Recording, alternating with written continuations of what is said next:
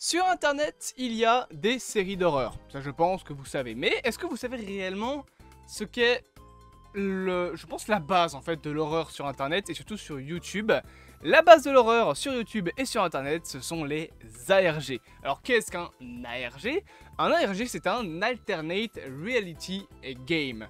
Traduisez donc un jeu par réalité à réalité, j'ai envie de te dire, alternative. Ce sont donc des séries, souvent, ou en tout cas des séries de vidéos, ou des séries, je vais pas dire des séries télévisées parce que ça passe pas à la télé, mais en tout cas ce sont des séries où les gens vont pouvoir interagir avec ces séries, trouver certains secrets, faire leurs théories, etc., etc.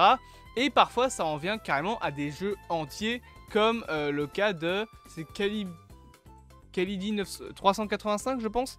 Je sais que... Feldup en avait fait une vidéo. Feldup... Je sais pas. C'est... Non. C'est avec un papillon. Ah bah c'est ça. Cicada.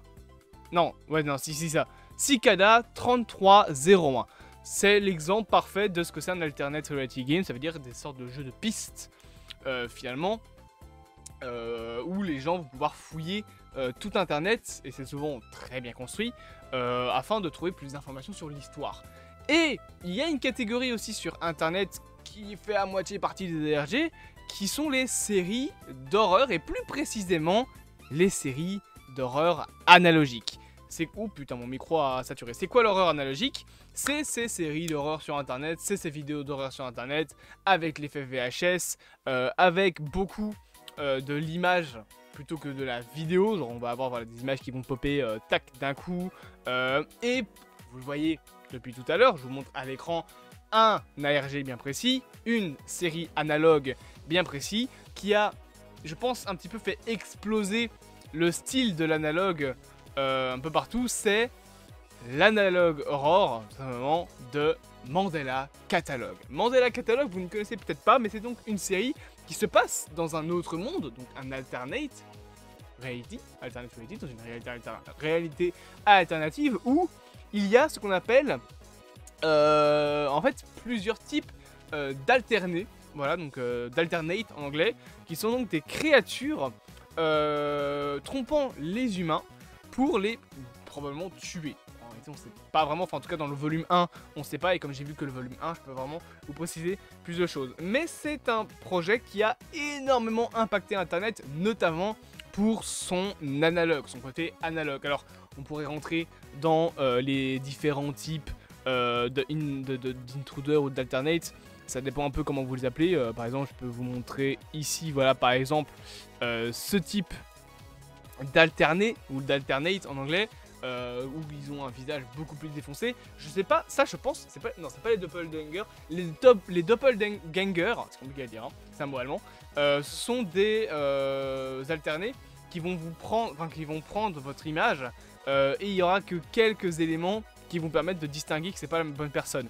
Et c'est notamment comme ça qu'ils vont piéger leur créature, leur victime. Mais Mandela Catalogue a eu la merveilleuse idée de faire ça comme si en fait c'était un jeu un peu en mode point and click. Ça veut dire que ça va pas être des vidéos avec des personnages, etc. Ça va même être complètement différent de ce qu'on peut imaginer, je sais pas moi, par exemple avec une série Backroom. La série Backroom, bah, t'as un personnage, t'as une POV, voilà, tu suis un personnage. Dans Mandela Catalogue, tu ne suis pas réellement un personnage, tu suis l'évolution d'un monde, l'évolution d'une histoire. On te raconte des histoires et c'est à nous de voilà, faire nos petites théories. Par exemple, dans le premier volume, alors je sais pas si c'est aussi comme ça dans les volumes 2 et 3, mais on a ces deux personnages, César Torres et Mark Heathcliff, oh putain c'est compliqué à dire, Heathcliff, qui sont donc deux Américains vivant dans le comté de Mandela, là où se passe le Mandela Catalogue, qui voilà, sont mis au courant des alternés, sont mis au courant de l'histoire autour de tout ça, et doivent faire attention, et ben on va se rendre compte au bout d'un moment, tranquillement, que César a été remplacé par un alterné. Il y a voilà, plusieurs images qui ne trompent pas, et si tu comprends bien l'histoire, tu peux très vite comprendre le problème. Et du coup tu vas avoir des systèmes avec les vidéosurveillance, les caméras, toute cette esthétique VHS que beaucoup adorent, jusqu'au moment où on va voir Marc se faire piéger. et du coup bah on va le voir après se suicider concrètement. Mais donc tout ça, ça fait partie de ce qu'on appelle l'analogue horror, un style horrifique qui a du coup explosé grâce à Mandela Catalogue. Alors bien évidemment on a des codes maintenant carrément de l'analogue horror, l'effet VHS, le côté où ça va être des images qui vont popper plutôt que de vraies vidéos, même si en soi l'horreur analogique peut plus aussi être des trucs avec des POV, je dis pas le contraire. C'est vrai que beaucoup s'inspirent de ce que Mandela Catalogue a fait. Concrètement en fait, faut vous dire juste que l'horreur analogique, c'est l'horreur avec l'esthétique des vieilles TV analogiques, tout simplement. Donc l'effet VHS, les crébillements sur l'écran, la voix un petit peu en mode à la store, ça c'est l'horreur analogique. Après ce que tu en fais, voilà, tu peux en faire ce que tu veux. Bien évidemment, l'horreur analogique, ça compte les backrooms, ça compte Mandela Catalogue, ça compte Chanel 56, je crois, je sais plus c'est quoi le nom de la série. Ça compte également les vidéos VHS FNAF, les vidéos VHS d'horreur FNAF qui font passer FNAF pour le dernier de Stephen King.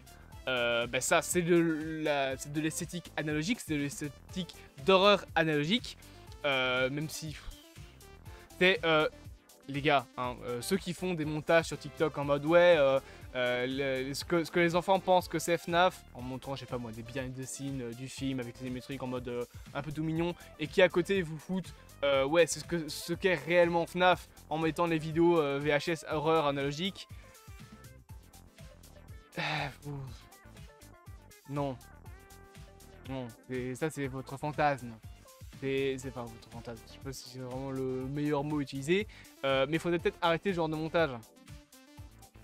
Parce que c'est bien mignon de dire ouais, FNAF c'est trop gore, etc. Le seul truc gore qu'il y a, c'est la mort de William Afton. C'est le même genre de personne qui demandait du R-rated pour les films Final Fantasy. Certes, il manque du sang, je suis d'accord que c'est pas assez horrifique, que c'est peut-être pas assez gore, mais c'est pas so Final Fantasy. Et ça n'a jamais été ça. Et non, FNAF, c'est pas des animatroniques complètement défoncés avec du sang partout sur la gueule. Pas ça, FNAF. Ça, c'est so. À la limite, c'est pas FNAF.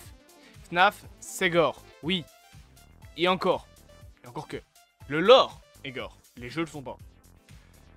Mais on n'est pas non plus sur une charcuterie, calmez-vous. Mais bref, ça c'est en fonction de ce que pensent les gens.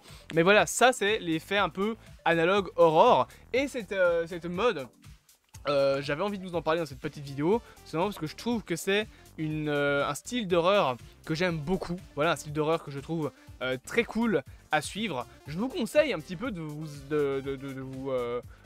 vous renseigner sur ce que c'est, de vous renseigner sur The Mandela Catalogue, sur la série Backroom de Ken Pixel, peut-être même essayer vous-même de créer vos propres ARG, ça peut être sympa, et bien évidemment, ça compte aussi les trucs du genre les vidéos Slender avec l'effet VHS, tout ce qui est, en fait, tout ce qui est en lien avec l'horreur analogique, c'est assez vaste sur internet que pour faire beaucoup de choses, il y a vraiment des séries d'horreur qui sont très cool à suivre sur YouTube.